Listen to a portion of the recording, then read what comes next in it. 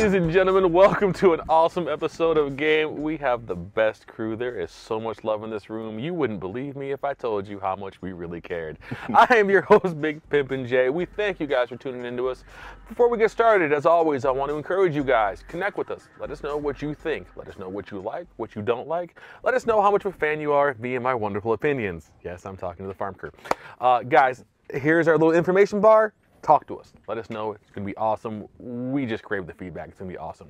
Today, we are talking about terrible casting choices, much like me hosting this program. To my right, we got my main man, the big mighty Mike Bison. How you doing, man? All right. What's up, Jay? I haven't the slightest idea, man. Haven't even been on a cocaine binge lately. Oh, I hear you. To my left, we have my man Simon Says. What's going on? How y'all doing? Apparently I'm out of my mind. I'll be back in about 15 minutes.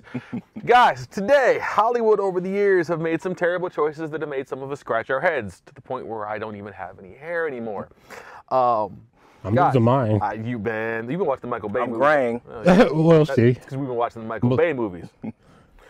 Let's get into this, guys. Guys, game on. Let's talk about who some terrible choices are. And before I give you the floor, I just want to, in the effort of full disclosure, lay out that everybody who Michael Bay has ever put in a movie who has not been Ewan McGregor, Steve Buscemi, or pretty much the cast of The Island falls into this category. Nicolas Cage, So, Mike, tell me why Mark Wahlberg and Megan Fox are great choices in any movie they've ever done. Well, I'm going to disagree with you right there because it wasn't a good choice. One movie that I really had high hopes for was Transformers 4. You don't say. Really? I'm serious. Go back in the archives. Let us believe me. He talks about this. Wait. I said that I had high hopes for it. No, you were just high. There's a difference. First off, it was supposed to take place on Cybertron, man. The majority of the movie. What happened with that, babe? What happened, man? Hit me up, let me know. Show the email address again, man. Let us know what happened to the original script, man. Because all this stuff taking place on Earth, that wasn't supposed to happen. That's not what we agreed on. That's not what we had talked about. Anyway. Wait, so apparently you and Michael Bay are in cahoots now. Y'all in cahoots. That's on the next show. He's in your Fave 5, huh? Yeah, I got him in my Rolodex, man. I'm very upset with you, Mike. Anyway, Mark Wahlberg, first off, Oh, wait. What movie are we talking about Wahlberg in? Because there's a list. There's a list. There's a list. There is a list. There's not just one. I'm talking about Transformers 4, the one that I had high hopes for. First off, you don't like a buff scientist? Man, there is no such thing as a buff inventor.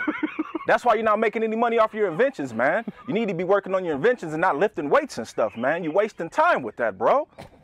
That's the first thing, man. Second, what is he supposed to be from, like, Texas or something? Oh, yeah, because he said, and I quote, you know what they say about messing with people in Texas? Yeah. And he... Sound like he's from Brooklyn? From the Bronx? From the Bronx. Like, well, man, it's so many things wrong with that choice, man.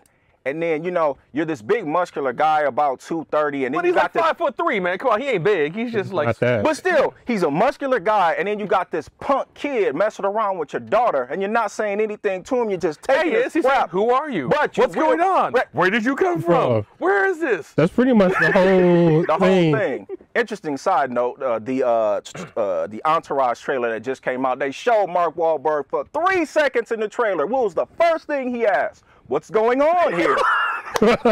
I died laughing, man. But anyway, back to the show. Yeah, Mark Wahlberg, terrible casting choice, man. In every movie. Every movie.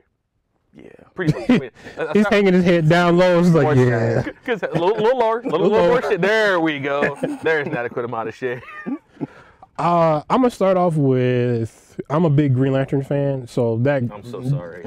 You have been struggling these past few years, haven't you? Yes, I have, and I went to go see it, and I left the movie like, what did I just watch? Wait, you actually paid for that? I did. You stayed the entire show? I'm sorry, I did, and I kind of regret it, but like I said, I'm a Green Lantern fan. I wanted to see it, but Ryan Reynolds, you messed it up for everybody. I don't think it was Ryan Reynolds' fault, man. I don't think anybody could have taken that script and done anything with it. It's like this. The script was horrible, but still his acting was like, he wanted to be serious, but I don't think he was like really trying. It's like people getting mad at Kevin Spacey for Superman Returns. It wasn't his fault. Okay. And then I'm gonna just say this: the entire cast of Street Fighter, the movie. Oh wow. Oh, hold on now. Wait. Now. I feel you on 90% of that thing. What really? Well, go on. Ming-Na Wen as Chun-Li was awesome. She was all right. I'll give her that. She did a great job. And dude, how can you be mad at Raul Julia? Because like I was gonna say that was his last movie that he did before, but it wasn't. So that was the one thing that I was kind of glad. Because for him it was Thursday. Yeah, it was. No, it was Tuesday. It was Tuesday. It was Tuesday. One of those it was one of those days. See, personally, as far as bad casting goes, and I have fun with this because this movie is an absolute, garbage abortion fire. Was the idea of getting Halle Berry in two separate roles. One as Catwoman, which I thought was just terrible. But who in their bright idea, Bryan Singer, you sick son of a, to cast her as Storm? Who thought that was a good idea? You know what? I don't know, but if you look back on the first one, she had somewhat of an African accent, and then you slowly got her Americanized. Well, if you're talking accents that disappear, then it has to be Kevin Costner in that Robin Hood movie. Yes, it did. Yes. Oh my good. Oh. You brought that movie up. See, here's the problem with this topic, ladies and gentlemen. We could be here for days. One of us. We're gonna be here for days. Possibly have an aneurysm or even vomit on the set because some of this stuff is just absolutely atrocious. I mean, seriously, who thought putting Nick Cage, even casting Nick Cage in a Superman role, which hallelujah, thank Jesus, did not get made. I got the cut right here. I'm glad they didn't do it. But then again, they decided to cast him as Ghost Rider. That bombed even worse. That was a bad idea. Or basically, wasn't Ben Affleck as Daredevil? Hey, now, because hold on. I'm just making sure Mega Sean is not around here. Okay. Anywhere. Captain Buttchin should not be acting. The problem with your film is you decided to hook up with J-Lo, which was the first nail in your coffin, and then you decided to go try. We did talk about that too. We did. We've had this conversation. What were you thinking? I mean, the thing is, Ben Affleck, as long as he sticks to Kevin Smith scripts, does a great job. He's all right. Otherwise, you get Daredevil. You get Daredevil. Case closed. Well, speaking of entire cast, a movie that I walked in on the other day, my father was watching it. Uh-oh. It was In the Name of the King. Didn't you ever seen that? Tiny Lister's in that movie. Tiny Lister's in that movie, isn't it? No. Oh, Name of the King. That's a Uwe Boll BS, right? Yeah. With Nathan Statham? Yes. All I know is, no. I looked and I said, is that Burt Reynolds? That's what I said too. That's what I said too. Wait. Is that Jason Statham as a farmer? Conveniently named. He was a turnip farmer. Conveniently named farmer. Don't forget Ray Liotta was in that movie too. Dude, when I saw Ray Liotta as a evil dude with the sword, I said, wait a minute, hold on, man. I must be dreaming. You know how like in your dreams, like nothing makes sense? Yeah. Like you just look around and like nothing makes sense, man. I thought I was dreaming when I saw that, man. Who gave that the green light? Hold on. And this is the reason why Ray Liotta is doing those tequila commercials. Because ain't nobody gonna hire him. That's wrong, man. I'm sorry, it's the truth. I'm waiting to see Nick Cage start doing like vodka commercials on the side because ain't nobody gonna hire him. Yeah. Our wonderful editing department, just for fun to have fun, with the people. Let's put up a little slate here of Uwe Boll. This is a picture of Uwe Boll. And here's all the horrible people that he's put in his horror movies. At all cost, please stay away from these films. Do not watch any of them, not even on a dare, on a bet. These are some of the worst. You would rather see a 7-foot proctologist with huge hands named than go see any of these Uwe Boll movies. They are terrible. Speaking of terrible, horrible casting choices, anybody in a Batman movie not named Michael Keaton? Whoever thought it'd be a great idea to have George Clooney? Man. Val Kilmer. Who was that? Or Arnold Schwarzenegger. Yeah. Tommy Lee Jones. And I love Tommy Lee Jones. Oh, yeah. Uma Thurman barely survived that. Uma Thurman still has a career. You know, she can thank Tarantino for that. Oh, yeah, she can. She can thank Tarantino for that. Or Jason Statham for that either. Because, like, that. But I want to see the majority who actually went to go see that movie. And then afterwards, maybe just like, you know, surgically remove their eyes after seeing that In the Name of the King. Yes. I was half a step away from getting in front of the Bobby. Which then begs the question, Mike, man, what kind of torture are you making? I mean, you should be teaching your father. Your father is probably, you know, in his early 45s or whatever.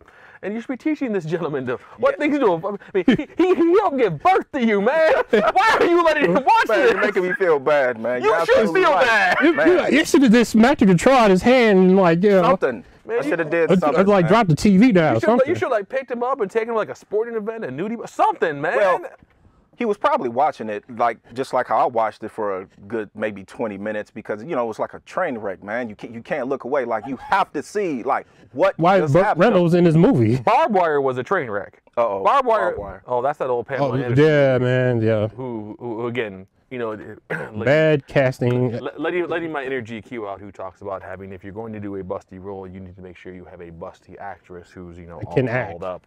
Problem is, girl can't act. Yeah. Which, speaking of girls who can't act, I know. Here it comes. Here it comes. Speaking of girls who can't act, Megan Fox.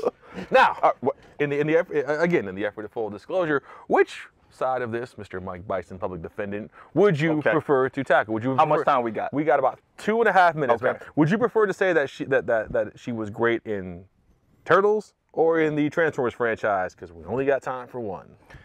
Okay. Transformers franchise, the first one.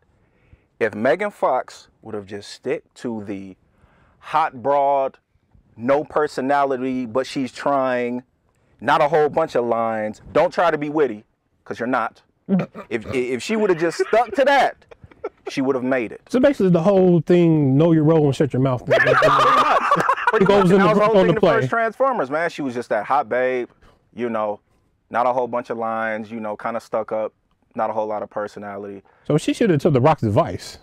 Know your role and shut the hell up. Right. Yeah, now in Turtles, and that was the other thing that I was going to bring up, Turtles, I wanted her to do good in Turtles. I'm all about second chances, man. I said, come on, Megan, you can do this. You can do this. I believe in you, Megan. You called Mike and said, Mr. Bay, give it another chance. Yes. Dude, I really wanted her to do good in that movie, man. It was like, man, I can't remember the exact jokes that she was telling, but it was like when she was trying to be witty and she was trying to deliver certain lines. Every line she read was a joke. Dude, I was just sitting there in the theater like, wow. Megan. And then she would drop the line and was like, dang. Dang. Now, it would be, you know what, it would be even funnier if they just had her wear the whole yellow outfit and the white boots from the cartoon. That would have helped. That would have helped, you know, just to make it even worse. Guys, we are running out of time. 10 seconds or less, man. Give me the worst choice you've ever seen in any film. In any film? Oh, man. Come back to me. Worst actor / actress you've seen in any film. I'm gonna still say the what you just said with the entire Batman cast. Mr. Mike. I'm still feeling that. I'm still feeling the hurt from Transformers 4, man, and Mark Wahlberg, man. I was really upset about that. I will concur Mark Wahlberg in anything that's not a rock star. Guys at home, let us know who you think is terrible. If we had another 6.5 days, we couldn't begin to cover all of this. Please connect with us, email us, let us know what's going on, man. For Mike Bison over here, for Simon Says over here, I'm your host, Big Pimpin J. Until next time, guys, game over.